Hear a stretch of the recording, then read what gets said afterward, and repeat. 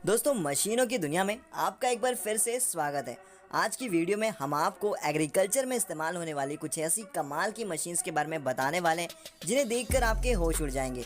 तो इसलिए आप इस वीडियो को अंत तक जरूर देखिएगा, क्योंकि ये वीडियो बहुत ही ज़्यादा मज़ेदार और इंटरेस्टिंग होने वाली है। मगर उससे पहले अगर आपने अभी तक हमारे चैनल को सब्सक्राइब नहीं किया है तो चैनल को सब्सक्राइब करके पास में दिए गए बेल आइकन को दबाकर ऑल का ऑप्शन ज़रूर सेलेक्ट कर लें। रोपा मॉस 5 एग्रीकल्चर इंडस्ट्री में ये मशीन एक बहुत ही ज़बरदस्त मशीन है। इसका इस्तेमाल खेतों से भारी मात्रा में आलू और चुकंदर को ट्रक में लोड करने के लिए किया जाता है। इस मशीन में 18 क्लीनिंग रोलर्स भी लगे होते हैं जो आलू और चुकंदर के ऊपर लगी उनकी जड़ों को निकाल कर एक कन्वेयर बेल्ट पर ट्रांसफर कर देते हैं और फिर इन्हीं कन्वेयर बेल्ट की मदद से आलू और चुकंदर को ट्रक में ट्रांसफर किया जाता है। और इस मशीन की सबसे खास बात यह है कि काम होने के बाद ये मशीन फोल्ड होकर एक नॉर्मल व्हीकल में कन्वर्ट हो जाती है। इसे की सेनोई PR-J8 इस मशीन को खास करके धान के खेतों में इस्तेमाल करने के लिए बनाया गया है। हाथों से धान की रोपाई करने में काफ़ी मेहनत और बहुत सारा वक्त लगता है, मगर इस मशीन की मदद से इस काम को बड़ी आसानी से किया जा सकता है। इस मशीन को ऑपरेट करने के लिए सिर्फ एक व्यक्ति की ही ज़रूरत पड़ती है। इसमें स्पेशल ट्रेज लगी होती हैं जिसमें स्प्राउट यानी कि धान को रखा जाता है और ये मशीन इस ट्रे से स्प्राउट यानी कि धान को कलेक्ट करती हैं और खेतों में लगाती चली जाती हैं। स्पेजिया इस मशीन का इस्तेमाल फसल पर से वीड्स निकालने के लिए किया जाता है। इस मशीन को एक इटालियन कंपनी ने बनाया है। इसमें फसल को एक स्पेशल हॉट फोम से ट्रीट किया जाता है जिसका तापमान लगभग 70 डिग्री सेल्सियस तक का होता है। इस मशीन में किसी भी तरीके के केमिकल्स का इस्तेमाल नहीं किया जाता है और ये मशीन पूरी तरीके से बायोडिग्रेडेबल होती है, जिसकी वजह से वातावरण और फसल को किसी भी तरीके की हानि नहीं पहुंचती है। वाकई में ये मशीन काफ़ी कमाल की है। आपकी इसके बारे में क्या राय है हमें कमेंट बॉक्स में कमेंट करके ज़रूर बताएं। हैंसुंग T&I HSU सीरीज धान की फसल को अगर सबसे बड़ा खतरा किसी चीज से होता है तो वो है फसल में लगने वाले कीड़े। और आपको बता दें कि इसीलिए हम फसलों पर कीटनाशक दवाइयों का छिड़काव भी करते हैं ताकि फसल सुरक्षित रहे। लेकिन इस काम में वक्त और मेहनत दोनों ही बहुत ज़्यादा लगते हैं, मगर इस मशीन की मदद से इस काम को बहुत ही आसानी से किया जा सकता है। ये मशीन देखने में एक बहुत बड़े तोप की तरह लगती है। इसको आप किसी भी ट्रक या मिनी वैन पर इंस्टॉल करके इसका इस्तेमाल कर सकते हैं। इस मशीन में स्प्रिंकलर और फैन का कॉम्बिनेशन होता है, जिसकी वजह से ये एक स्प्रे में ही 150 मीटर तक की दवाइयों का छिड़काव कर सकती है और इसी वजह से ये मशीन दवाइयों का छिड़काव करने के लिए एक बहुत ही इफेक्टिव मशीन मानी जा रही है।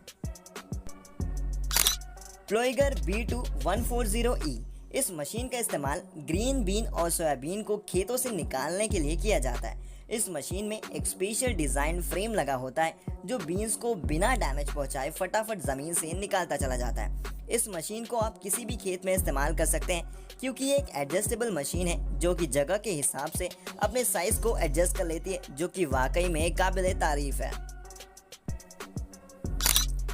फायरफ्लाई ऑटोमेटिक्स R300 अगर आप गार्डन्स में बिछी खूबसूरत ग्रास बेड्स को देखकर शौक हो जाते हैं और ये सोचते हैं कि आखिर इन्हें इतने परफेक्ट तरीके से कैसे तैयार किया जाता है, तो आपको एक बार इस मशीन को ज़रूर देखना चाहिए, क्योंकि ये मशीन ज़मीन से ग्रास लेयर को कट करने का काम करती है।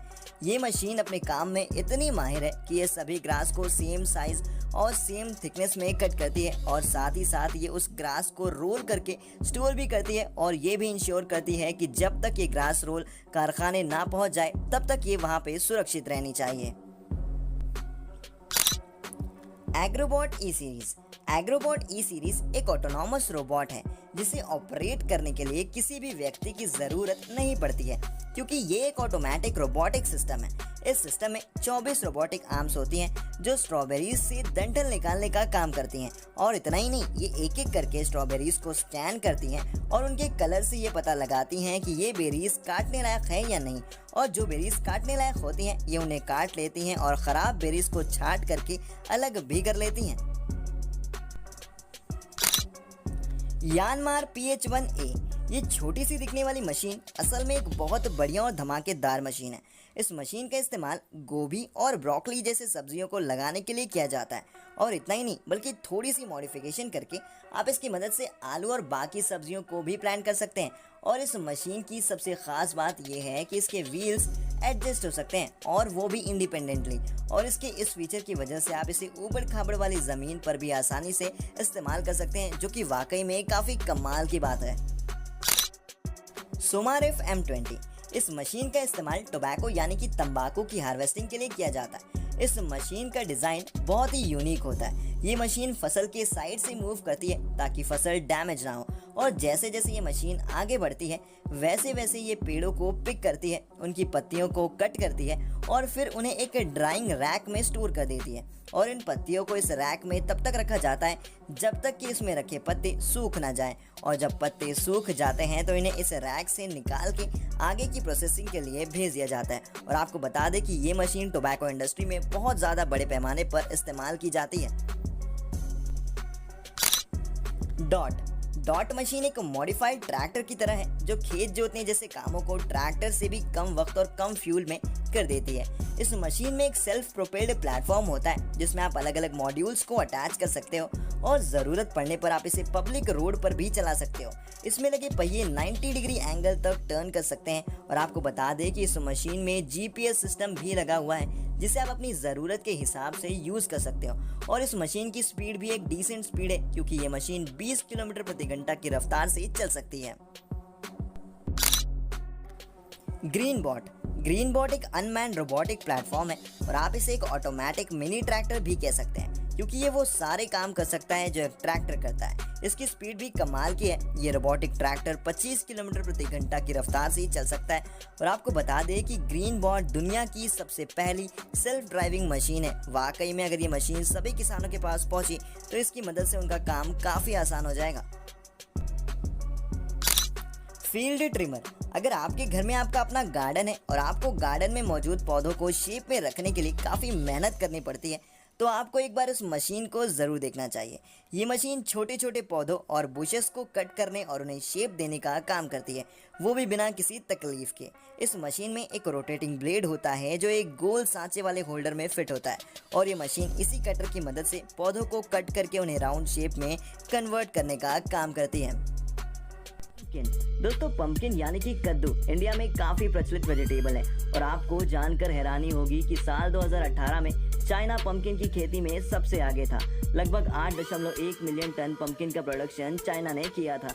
दोस्तों, पंपकिन को उगाने के लिए सबसे पहले इस मशीन की हेल्प से पके हुए पंपकिन के बीजों को अलग कर लिया जाता है और बचा हुआ अपशिष्ट खाद के रूप में इस्तेमाल होता है और फिर इन बीजों को खेतों में उगाया जाता है। जब पंपकिन पककर तैयार हो जाते हैं तो इस हार्वेस्टिंग मशीन की हेल्प से इनको अलग किया जाता है और फिर इनको कुछ समय के लिए हल्के गर्म पानी में छोड़ दिया जाता है ताकि इनसे सारी गंदगी और ख़राब बैक्टीरिया बाहर निकल जाएं। उसके बाद इनकी पैकिंग कर दी जाती है, फिर इनको मार्केट में बेचने के लिए भेज दिया जाता है।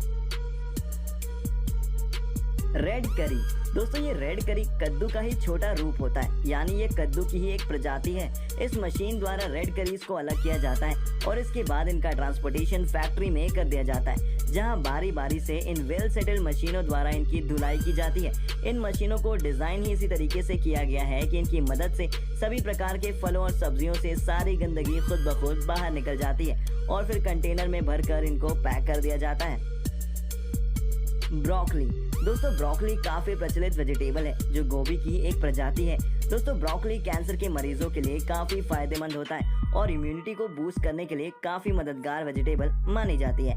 ब्रोकली को उगाने के लिए सबसे पहले नर्सरी में इसके बीजों से छोटे छोटे पौधे तैयार कर लिए जाते हैं। उसके बाद इन पौधों को खेतों में उगाया जाता है और समय समय पर इनकी सिंचाई और रखरखाव किया जाता है। ब्रोकली जब पूरी तरीके से पककर तैयार हो जाती है तो उसके बाद आधुनिक तकनीक द्वारा बनाई गई हार्वेस्टिंग मशीनों द्वारा इन ब्रोकली को डायरेक्ट पौधों से अलग कर लिया जाता है। दरअसल दोस्तों, इन मशीनों को डिजाइन इस तरीके से किया गया है कि ये मशीन ब्रोकली को बिना किसी नुकसान के अनवांटेड पौधों से अलग कर देती हैं। इसके बाद इन ब्रोकलीज को कंटेनर में भर लिया जाता है और इन कंटेनर में बर्फ डालकर इनको सुरक्षित रखा जाता है।